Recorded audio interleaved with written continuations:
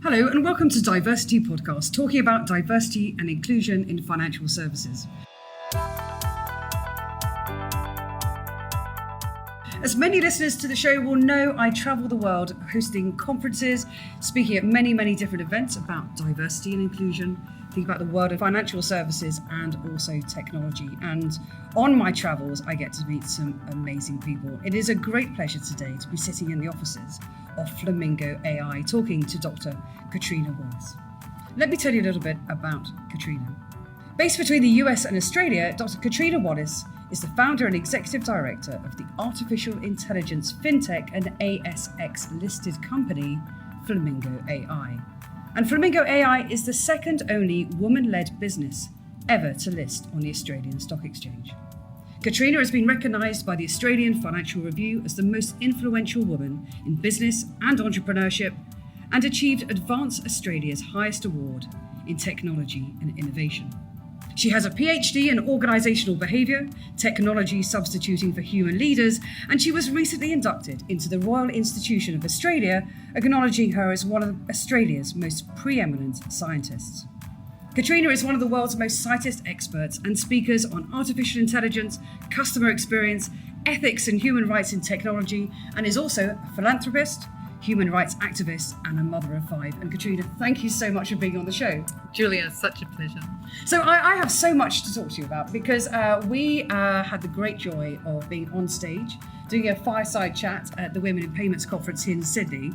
And there were many things that we were beginning to talk about. And in our preparation, I was really fascinated in your conversation around the importance of diversity in artificial intelligence and technology. And I'd love to hear your thoughts about why diversity and inclusion really matters. Sure. Look, a good place to start is just to identify what we're talking about when we talk about artificial intelligence. So in its most simplest term, artificial intelligence software that mimics human intelligence. If it's able to learn on its own accord each time it does a task, we call that machine learning. And this is now the most fastest growing tech sector in the world. So $38 billion invested in it, and it's likely to be replacing 40% of administrative and service entry-level jobs within the next 5 years. So it's the time now that we call the fourth industrial revolution, where things are fundamentally going to change. AI has been likened to the same as when electricity came to the industrial era, or in fact fire was invented. So this is profound, and when we're thinking about how it's being made and who's making it, we start to see that there may be a few cracks in this otherwise quite utopian dream of the robots coming and helping us humans do more things. So some of the challenges we're starting to see is in fact that when we look at who's coding the algorithms that will be running our lives, we see that there's less than 10% of machine learning or artificial intelligence high-tech engineers who are female. So it's 90% male coders and predominantly younger male coders. So we might start to think there's a bit of a challenge in diversity in teams. However, that's not really the biggest problem. What the problem is actually the diversity in the data and the way that the algorithms are being trained to behave.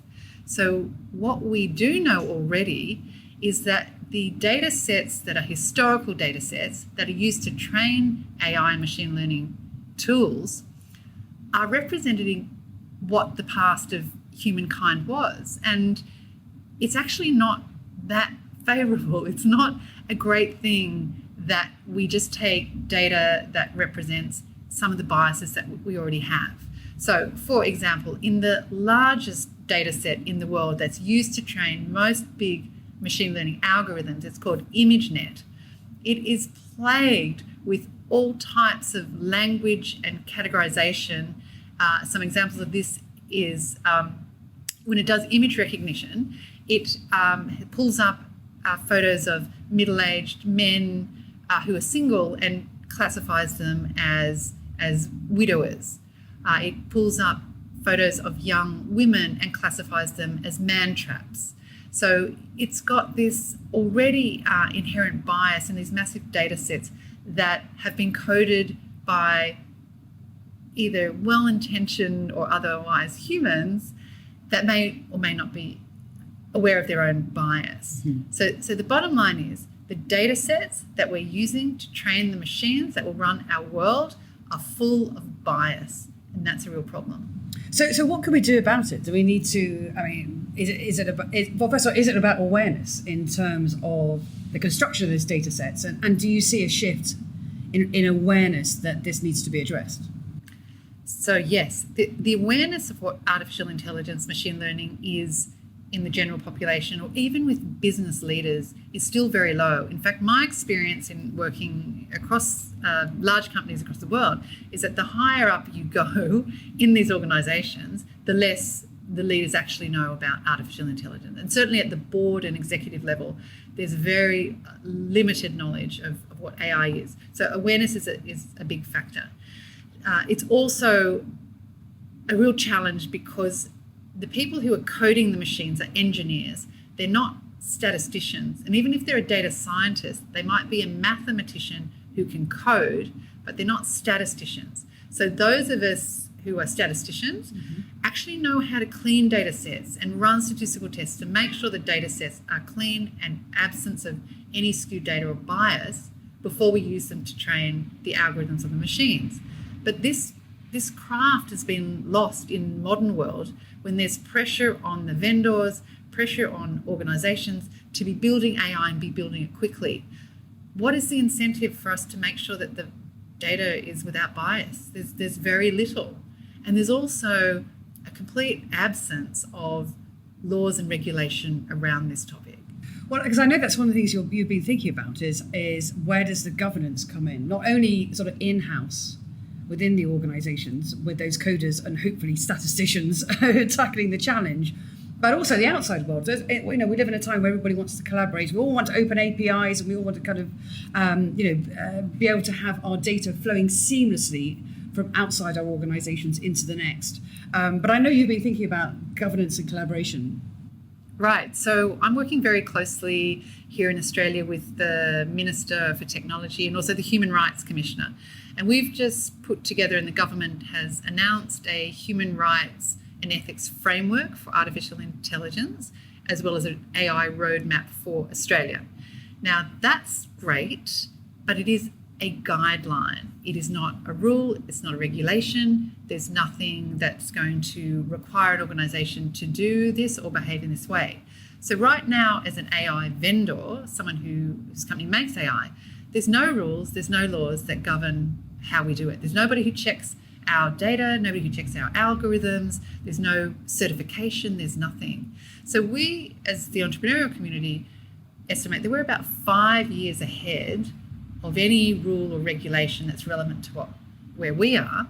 And by the time, if we rely on government to be regulating this field, by the time they catch up, we'll be another 5 years ahead anyway. So I feel now with emerging tech, and this is probably not just AI, although it's the fastest, biggest sector, it will also be cryptocurrency, cybersecurity, blockchain, Internet of Things, also very advanced technologies where the law and regulations are well behind. So will government lead us through this to make sure we have good ethical AI? Probably not. They'll give it a good try, but it won't really, they don't really have teeth yet.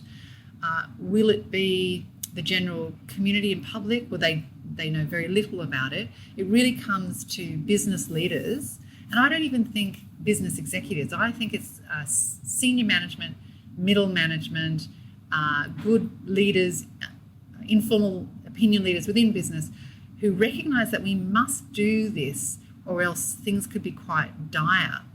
And what might be cool, Julia, is if we maybe just, I get to illustrate what bias AI is to have your listeners understand it. Right? So we're talking about this, it sounds like it's a thing. So there's a couple of cool things that I encourage listeners to do. So one of them is to Google the term unprofessional hairstyles and hit images, and then just scroll down through and have a look what's there. Then do professional hairstyles, hit images, scroll down. Could do best CEOs in the world, most intelligent people in the world. Professor style is another good one, because I've got an academic background. I love to see how Google actually presents itself as what professors are. And going through this, and I'll let your audience do that because it's kind of cool and scary, what we learn is that these machines are already racist misogynists. It really is disturbing what you find that the machines are classifying like this. So there's some simple examples of bias in AI. There's other examples where algorithms and AI are used by judges in court to determine the chance of an offender reoffending. And so when they come in front of the judge, the algorithm provides them a score, and then the person is accordingly sentenced. Now, what those algorithms were trained on is historical crime data, which had a much higher skew to men of colour. And so whenever a man of colour came in front of a judge, the judge would be given by the AI a much higher score. The person would be sentenced to a much higher sentence. Mm-hmm. This stuff is going on every day in our world now without people being aware of it. Mm-hmm. Is it going to be the law? Very slow. Is it going to be senior business leaders? Also don't really understand it. It must be we as business leaders starting to think about this. And what are you particularly optimistic about as you look ahead and say, okay, so that's the challenge, that's the reality, in terms of fixing that and improving that? What are you really optimistic about? Well, there's two things I'm optimistic about. Let me start with saying that what I'm optimistic about AI. And most of us AI philosophers and thinkers think 50% of it's going to go really well and 50% of it's going to go terribly badly. And so let me start on the optimistic side, what I think will go really well. So there is some beautiful, beautiful AI apps for social causes. And I'll give you some examples. So one of the heads of product at Samsung had an autistic teenage boy, and he had Samsung fund him to build a virtual assistant for autistic children for when they were going to university. So imagine, if you will, on your phone, you wake up in the morning and there's a virtual assistant greets you and says, "Hey, Julia, today these are your lectures. Here's the bus that you need to get on. Make sure you have breakfast before you go. Here's the professor. Here's some tips in how, some good things to say to your professor. Here's the bus that you'll be catching on the way home. We'll let your mother know that you're on the way home so she knows you're safe." And you use that app, that AI virtual assistant, to guide yourself through your day at university. How would the parents feel about that?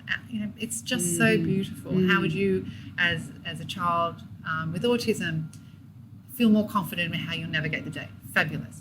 There's another app called Seeing AI, which is an app that narrates the world for people with sight impairment or blind. So they would have a listening device, an ear pod perhaps, and as they're walking, the app will describe what they're walking past, describe the colours, describe what people are doing, describe the landscape.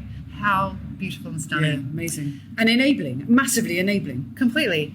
There is an AI app for domestic violence that's disguised as an app on a person who's suffering domestic violence device, and it records and collects data and provides that data to legal support, so whether it's to the police or legal counsel, so that the person who's suffering domestic violence doesn't have to collect all that data and make phone recordings, etc.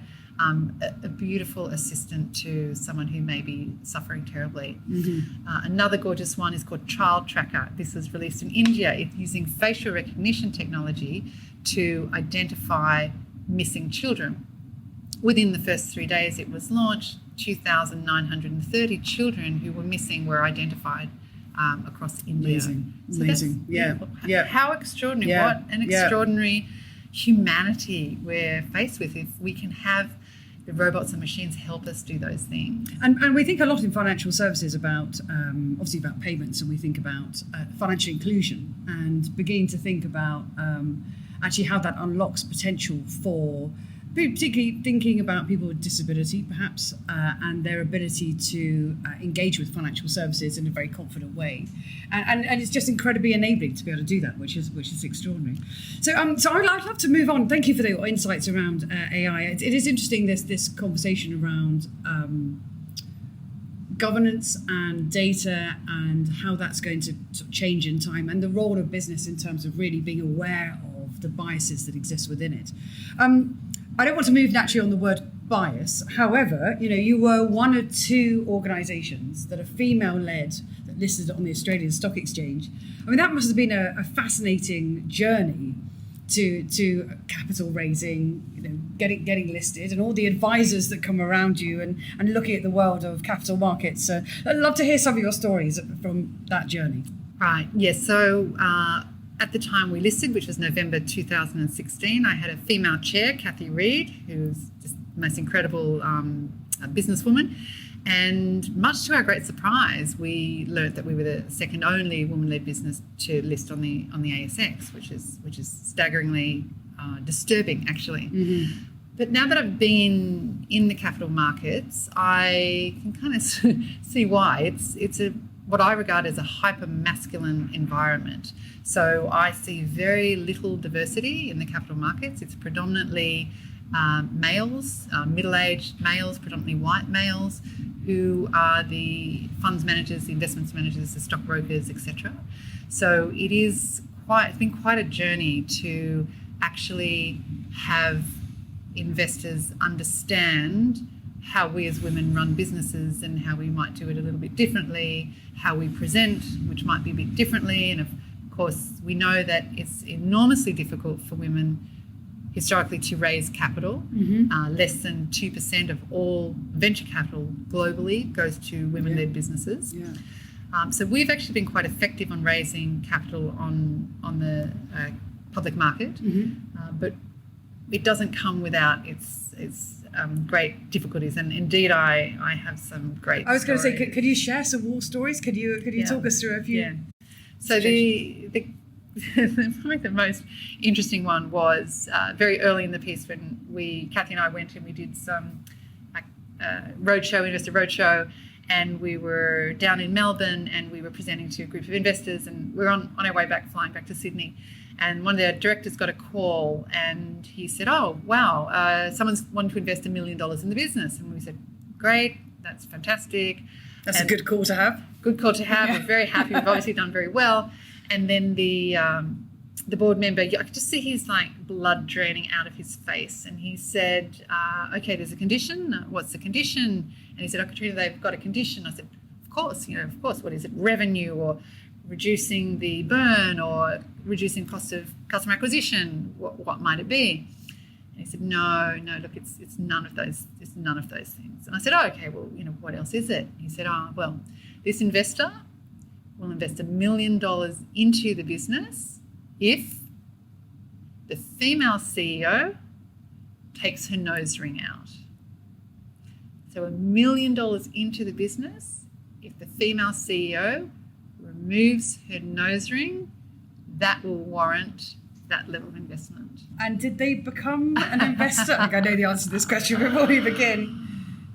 No. That's never going to be. In fact, I had a smaller nose ring. Mm-hmm. I went the next day and got a really big one. And I mean, imagine if you had said yes. I mean, the implications of having somebody have that degree of control and command over something, and then what kind of investor they would end up being as well. I mean, incredible. Other sort of I hear a lot of these stories. In fact, in the UK, Alison Rose, who's now the CEO of RBS, commissioned the Rose Review, which looked at the amount of capital that goes into female-run organisations. As a female entrepreneur myself, kind of understand that entirely. And I'm wondering whether again, is the world shifting? I know you spend time with other women-led businesses and sort of mentorship and helping others to move on that journey. It is shifting, but in the most marginal way, not anywhere near the speed it should or what we predicted. And a very wise feminist in Australia quoted that it never really gets over 17% of anything. Women, we just don't get above 17% on boards. We don't get anywhere near 70% of capital. We don't get to be 70% of the jobs. We're just not seeing the numbers move. Now, certainly in Australia, the number of women on boards is increasing, and that has had some movement. The number of women-led businesses increasing. The capital going to women, marginal increases. I think it's moved to just below 3% now. but we're just not winning the goals that we expected to by now. It's still a very tough road. And what do you think will drive change? So there needs to be, I talk about a shift towards women of power and the good men. And so you noted in my introduction that I was a woman of influence. So when I got this acknowledgement, I went and looked at, well, what are the men's awards? So it's the women of influence and the men of power. I went, oh, that's interesting. Mm-hmm. What does influence mean? Mm-hmm. Influence means the ability to indirectly affect change, and power is the ability to directly affect change. So why can I only influence and the male counterpart can directly change things? That's not okay. So I'm all around starting to champion women into positions of power where they are absolutely able to make the calls and direct change. And to support that movement, we need what we call the good men. Mm-hmm. And so the good men are those men who recognise that diversity inclusion is an essential means and path to a healthy humanity. I've already quoted today about some of the things that are going to go very badly. Imagine who's designing the autonomous AI-driven weapons at the moment. Those sorts of things are very frightening. So we need men who can do a couple of things in the workplace and in community. And that is that they can hold the space for women. So when there's a woman in a room, if a woman's trying to speak, that they hold the space so the woman is able to speak in her way and she's not corrected, she's not shut down, she's not mansplained to, that they can hold the space. That they may indeed amplify what she's saying by either encouraging her to speak more or picking up a point that she's made and then making it again. We need men who are supporting and championing women into these roles, and we need men to be calling out the biases and the unfairness that they see. And we also need men to understand themselves. So in a sort of primal sense, there's two things that go on for men and women. Women have an innate fear that men will hurt or kill them. Men have an innate fear that women will ridicule or laugh at them. And so these primal things that are at play during performance reviews, during, is this woman more powerful than me? Is this woman going to laugh at me?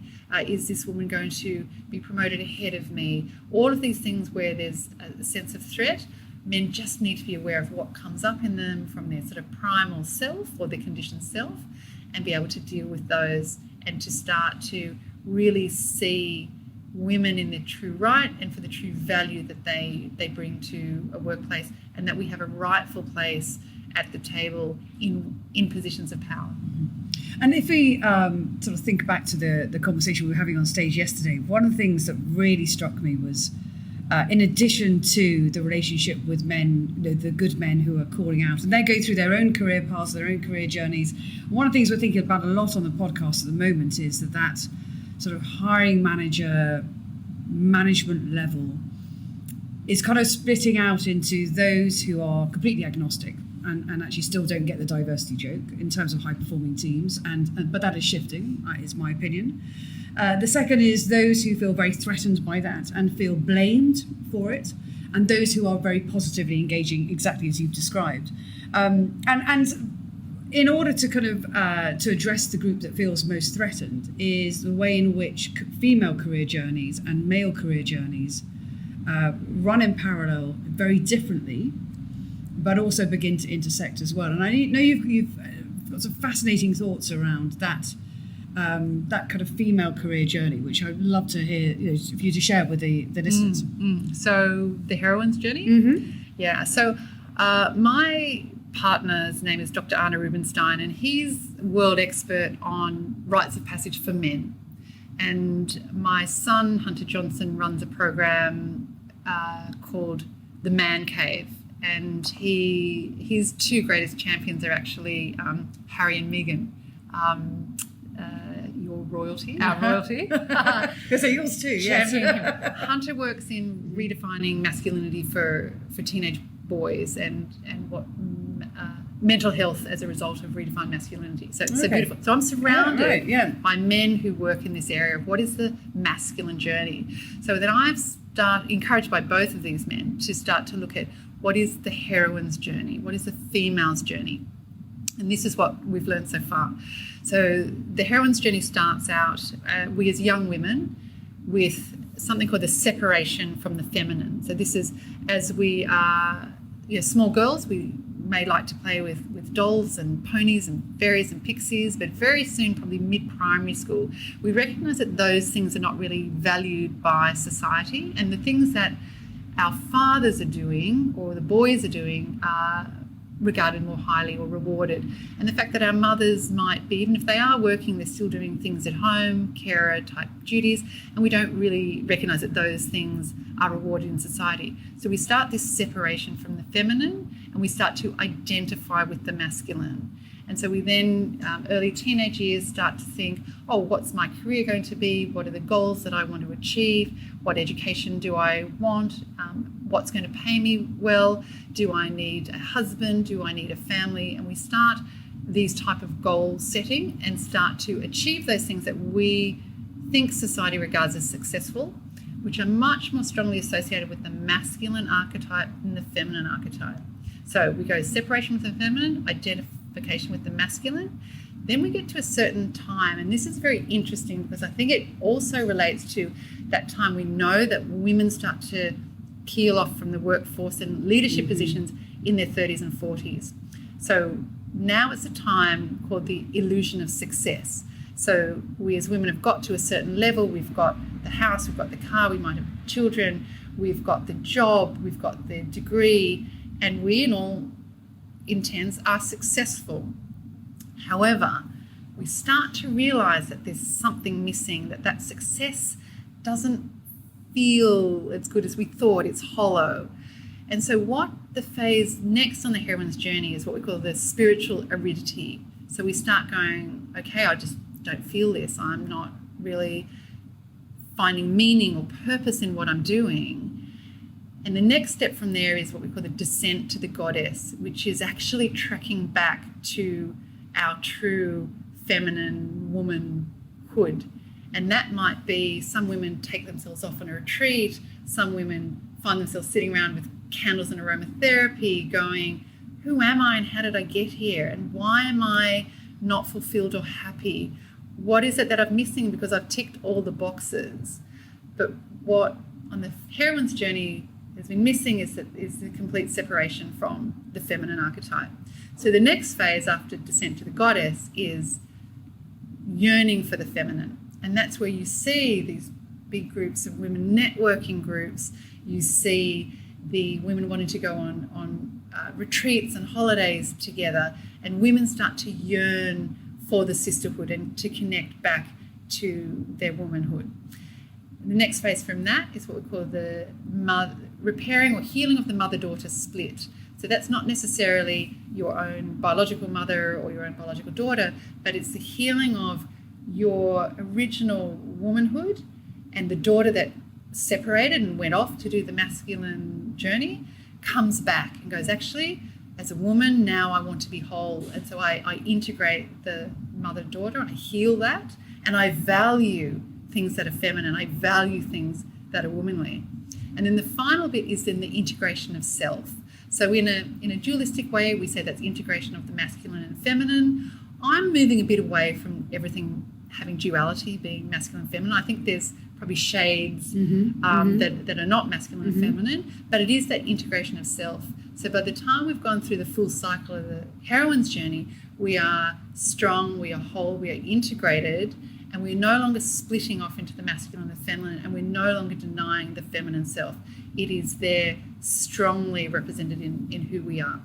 And I think it's very interesting when you think about personal identity, and when you think about LGBTQI inclusion and people on their journey of finding themselves through how they identify, whether it's more masculine or more feminine. That's what really caught my attention when you were sort of first talking through that journey, is that it's not a binary. It's partly the male journey, it's part of the masculine journey, it's part of the feminine journey, but actually the two of them come down to the whole and the individual and the self. Right. But in a different lens from the way in which we have been brought up and taught historically. Right. And I think if we look at sort of the gender kind of spectrum, there'll be plenty of men listening to what we just talked about who've said, actually, I can relate to all of that myself.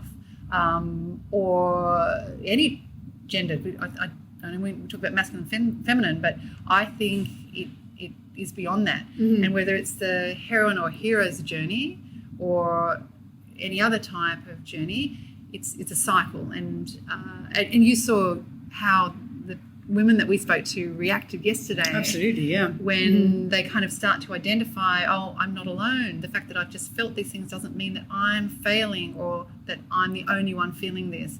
In fact, we probably had the whole room who could relate to some of those things. Yeah, and what was fascinating afterwards, because it wasn't just an all-female audience as well, was actually had some fascinating conversations with the men in the room as well, who were, beginning in part, it was the first time they'd heard the conversation, but in part to begin to resonate. Some of that began to resonate with them, which is amazing. It's been the most incredible conversation. I can't believe how time disappears on these podcasts. I suppose my next question, my sort of final question really is, as we sit here in Sydney, and it is really interesting. I flew in, this is being recorded in November, I flew in a week ago with news about bushfires, all over the press. I was getting WhatsApp messages from home saying, what's it like? And as we sit here today, it is a smoky day in Sydney. There's no other way to describe it. I was thinking this morning as I left where I was staying, I'm thinking that there is smoke in the air. In maybe it wafts in, it wafts out, but it's most definitely here. And we think about artificial intelligence, we think about the role of technology, and of course the reality of where we are today. And I'm really keen to hear your thoughts on what comes next and what are the big thoughts in your head at the moment. Right. Well, if we think about the three major world challenges that there are today, the things that are likely to threaten humanity, one is nuclear war, and we've never been at a closer time in history to nuclear war than we are today. Do we talk about this? Not really. Should we? Absolutely. Number one, nuclear war. Number two is climate change, and we have pretty good dialogue about climate change. And the third one is the arrival of disruptive technologies. These are the three things that are likely to destroy the world. So I have had an experience recently where we have a family property in New South Wales, a 10,000 acre farm that we've had in the family for over 50 years. And right now, 90% of that farm has been destroyed with the fires. And in fact, the fires now, there's more than 2 million hectares of fires burning in New South Wales, much greater than the Amazon jungle that recently burnt, and the whole world was up in arms around that. Our fires are far, far greater. Fire season has come a month earlier. We've had the same level of intensity of the last 3 years' fire seasons, all within a month. So it is a disaster. And so my personal experience with this now, with being up at the farm, in front of the flames, seeing the animals that are destroyed, the native animals, the cattle, the shelters that have been destroyed, has really got me thinking profoundly about we must put two of those world challenges together, and we must start to get emerging technologies dedicated to climate change and to reducing the effects or mitigating the effects of climate change. I've firsthand experienced this, and it was like being in an apocalypse. It was a deathly feeling that the earth was dying, and that's not okay. No, absolutely. It has been the most incredible conversation. I've had the privilege of spending some time with you while I've been here in Sydney, recording in November 2019, and to have this conversation in such an intimate setting is in the boardroom of your office with my iPad recording, but also on stage in front of hundreds of guests at the conference yesterday. I can never tire of hearing you talk with such passion about technology, about talent, about business models, and then also thinking very profoundly about the future. Catriona, thank you so much for being on the show. Thank you.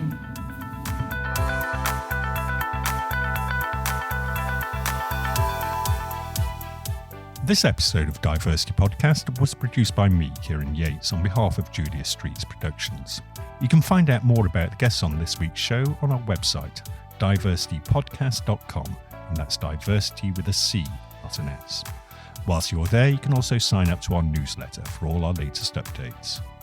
To be sure of catching all our future podcasts, subscribe to our feed in iTunes or your favourite podcast app. And if you've enjoyed this episode of DiverCity Podcast, remember to give us a rating or review.